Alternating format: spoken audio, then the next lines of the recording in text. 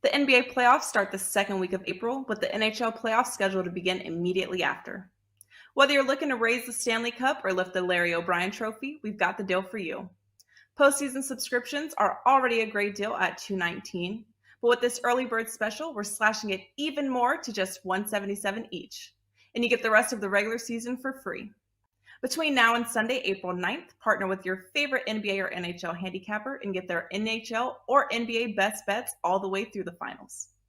No coupon is needed. Head to the homepage of your favorite WagerTalk or Sports Memo expert and finish the NBA and NHL postseason with a bang.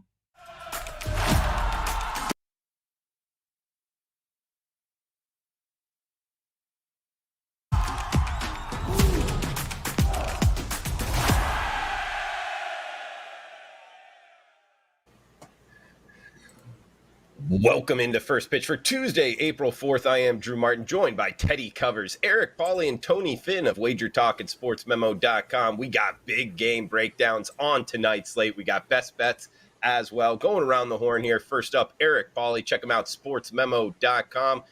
Eric, I believe you're heading to the fish tank tonight. We got the Fish and the Twins. What are you thinking here, Miami and Minnesota, man?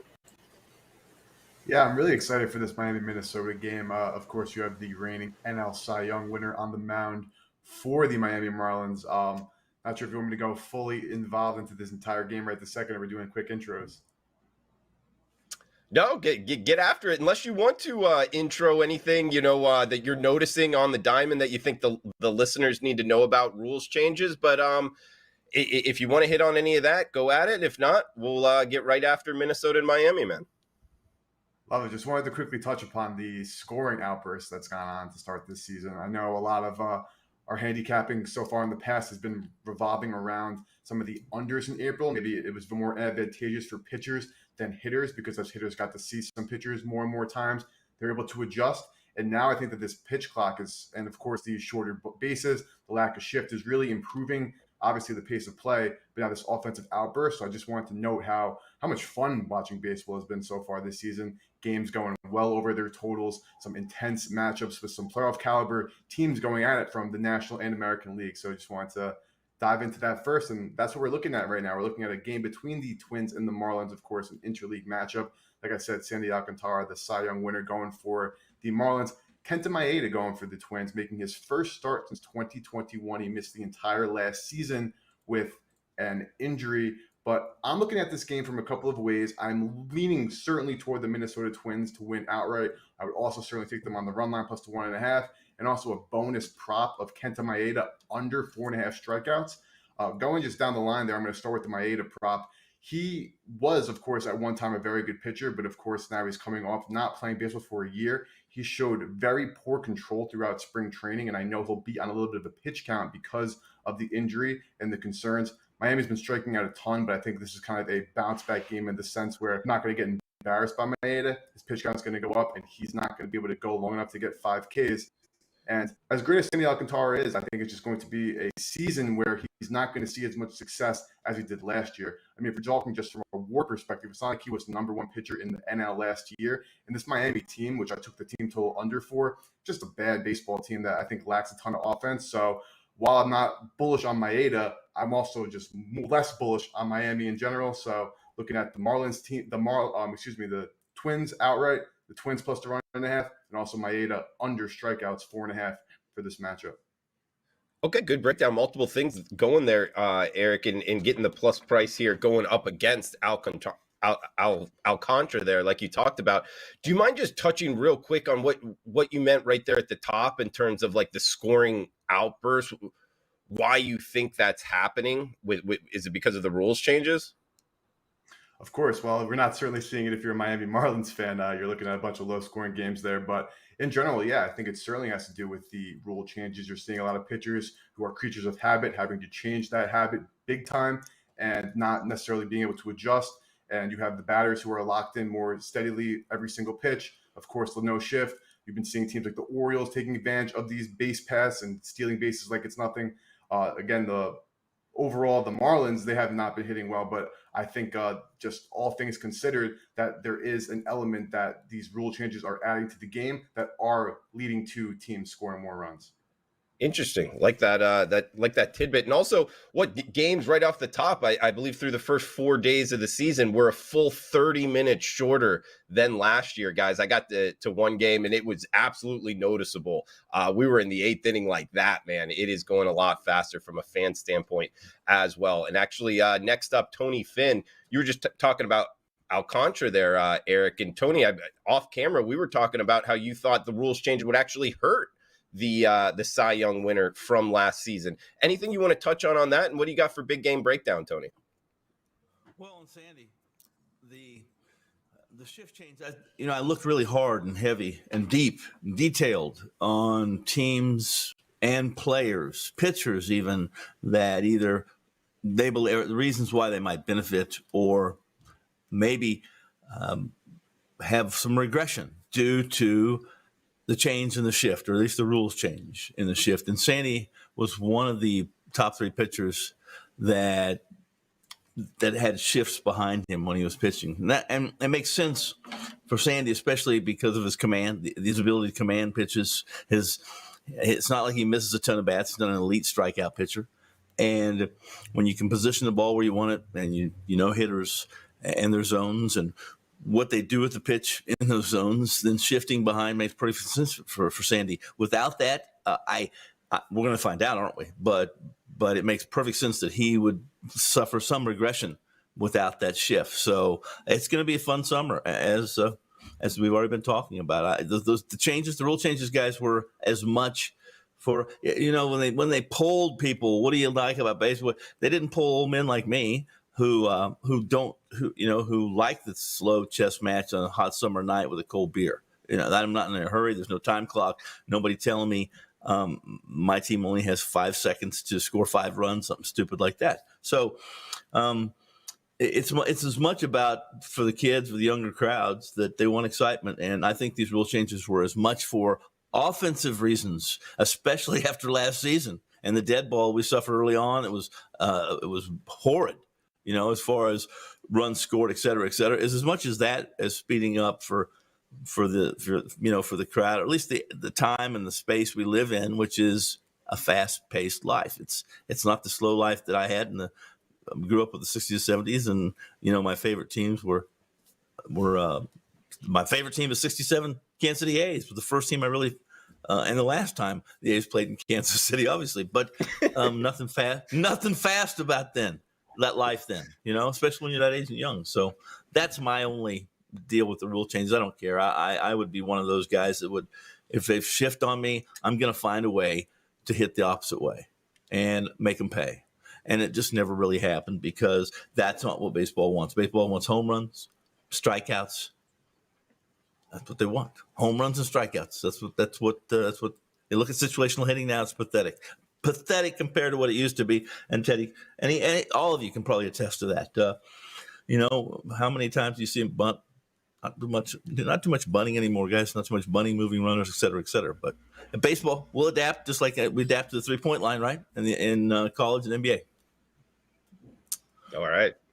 Tony Finn there, guys. Tijuana Tony, going back to the 60s and the 70s. Tony, just real quickly, man, big game breakdown. Sure. What do you got for the listeners? We're gonna a big game breakdown in Cleveland and Bieber at Oakland. It's a late pitch game, and I have a couple positions in this game that I really like.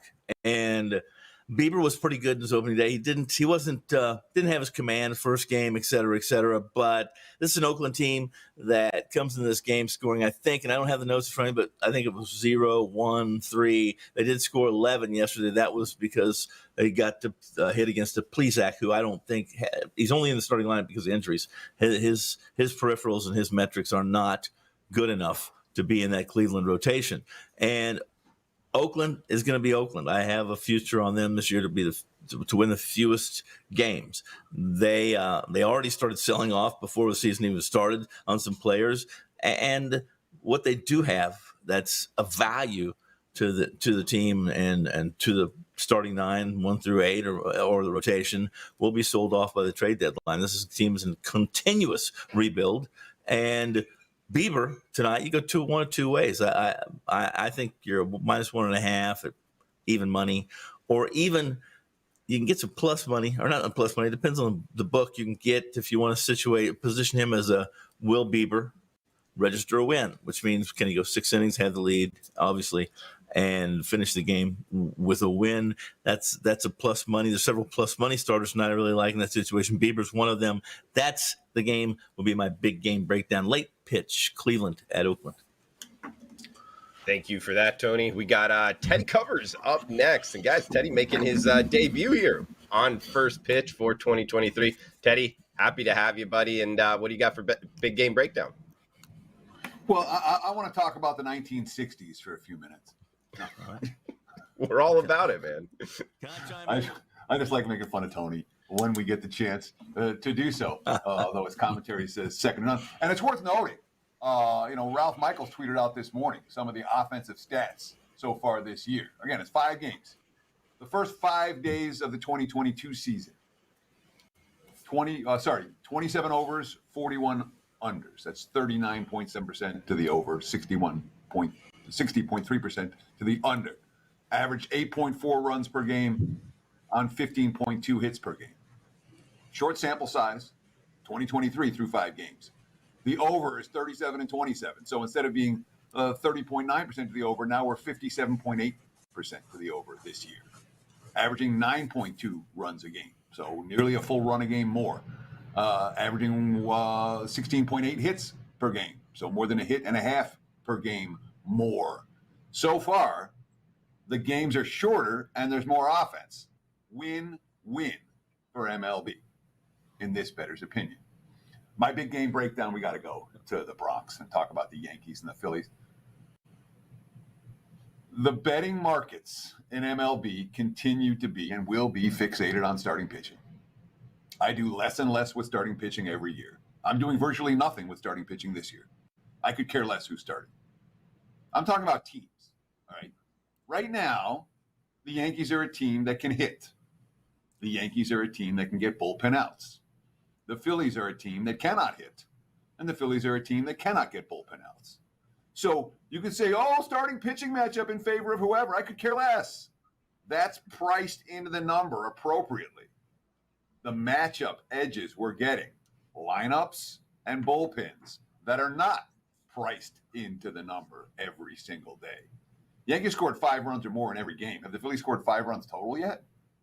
Have they? I mean, without Hoskins and without Harper in the lineup, and Harrison may not play today. And the Phillies, they scored 7 runs to 1 game against Texas, the first game. But since then, 5 runs total. Philly can't hit. The Yankees can. The Yankees have the better bullpen, and the price is reasonable. Simple. Yankees. Keep it simple. Great way to handicap, Teddy. And to your point, Philly has been outscored 37-12 over the first 4 games here. Teddy, I just want to follow up with you real quick, man. I thought you brought up some great stats there, pointing towards what Ralph Michaels tweeted out. I'm asking for your handicapping opinion, doing this successfully in this industry for quite some time, Teddy. Do you look at the short sample size, like you called that, yes, as exactly that, short sample size? Or, Teddy, do you look at it as, if this is the NFL, we're in week 4, week 5, right? With the amount of games that have been played, how short of a sample size are you actually factoring in? The money you're going to make betting the rule changes is going to come right here. The markets aren't going to take long to adjust. Mm-hmm. April, by May 1st, I would expect the markets to be adjusted. But we've already seen the adjustment. There isn't a 6.5 on the board today, not one. So we're already starting to see the totals bounce up. And some of that's the fact that it's 4th and 5th starters most today, as opposed to on opening day when, there was nothing. There wasn't a total. There wasn't even a 9 on opening day, was there? There might have been 1 9 for the entire card. Yeah. But now is the time to take advantage of this. I do not expect the markets aren't sleeping on it. Everyone's paying attention. And in a few weeks, it'll be pricing the number appropriately. Right now, not necessarily.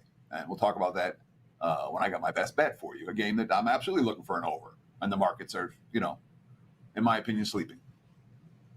Like it, Teddy. Good stuff as always, guys. We'll have Teddy Covers on First Pitch more going forward, and time for best bets here. Huge shout out to the chat box, but feel free to chime in if you're watching live, what your best bet is, and feel free to reply below as well with what you're looking to bet tonight and how you're looking to bet the sport of baseball with all the rules changes going forward. All is welcome, and smash that like button if you're liking the content.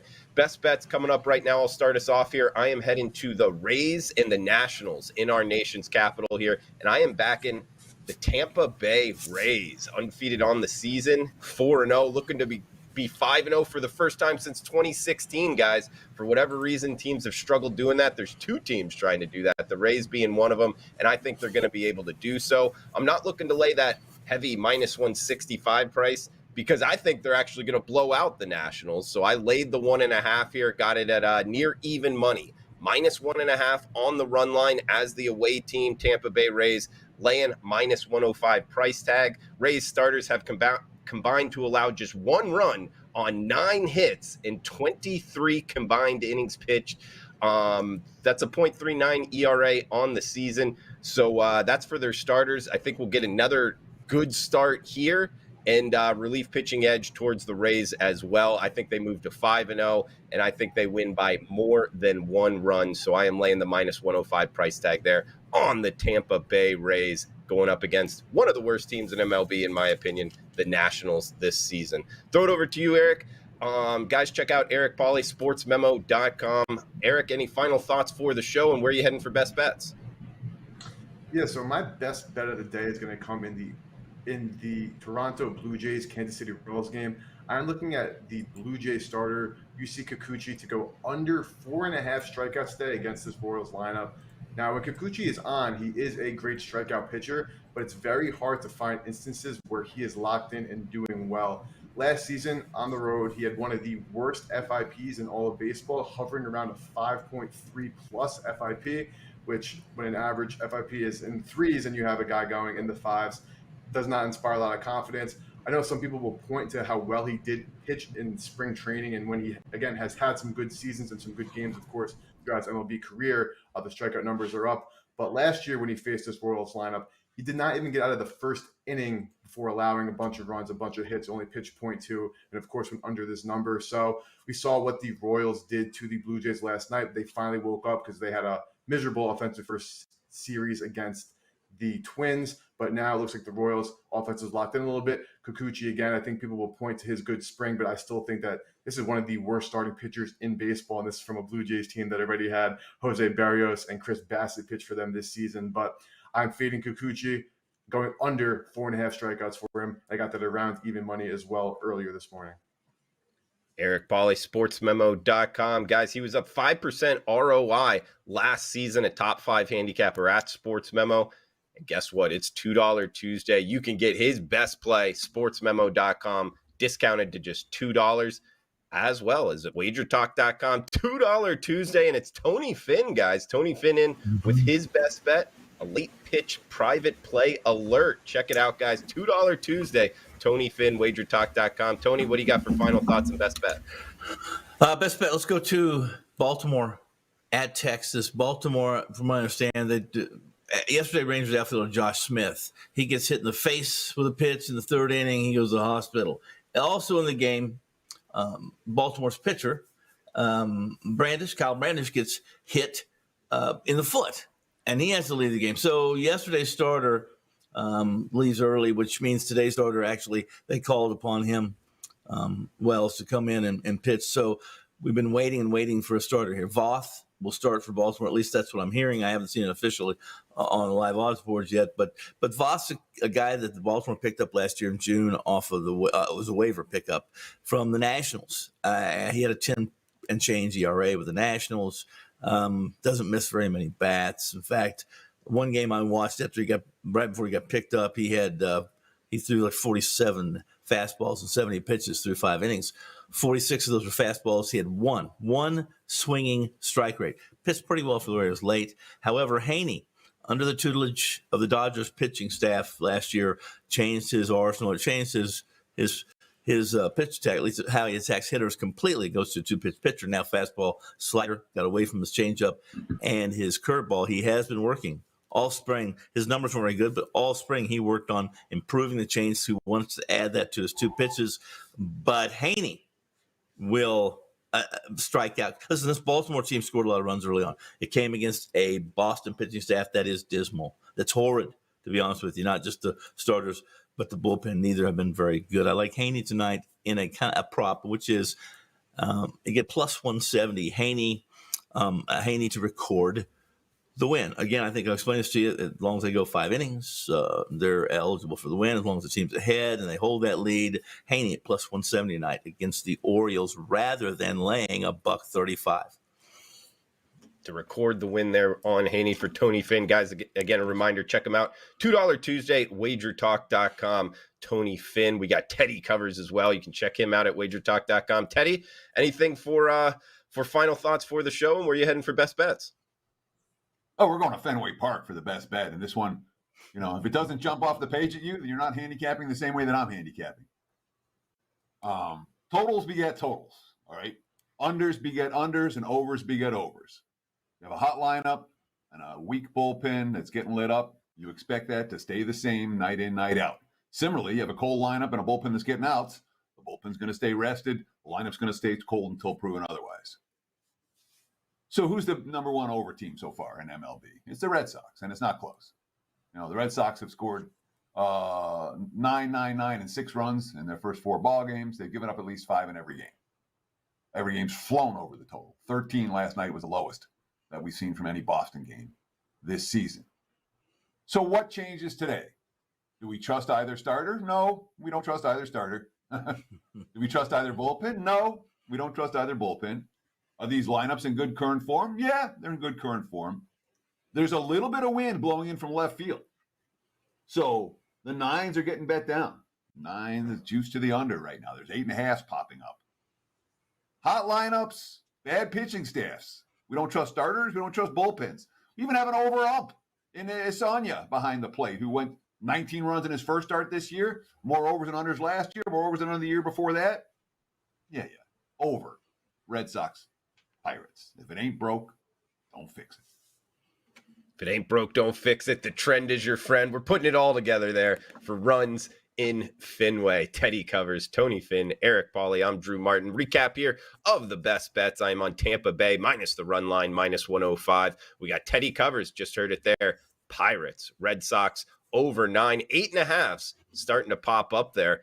Tony Finn, Andrew Haney to record a win, plus 170, big plus price on that. And Eric Pauly, Kikuchi under the 4.5 strikeouts. For Eric Pauly, Tony Finn, check them both out. WagerTalk and SportsMemo.com, $2 Tuesday. Teddy covers. I am Drew Martin. Please smash that like button. Guys, we will be back tomorrow. Thanks for tuning in. Cash those tickets. Tuesdays is known as $2 Tuesdays at WagerTalk.com and SportsMemo.com, where you can get the hottest handicappers' best bet or daily package for only $2.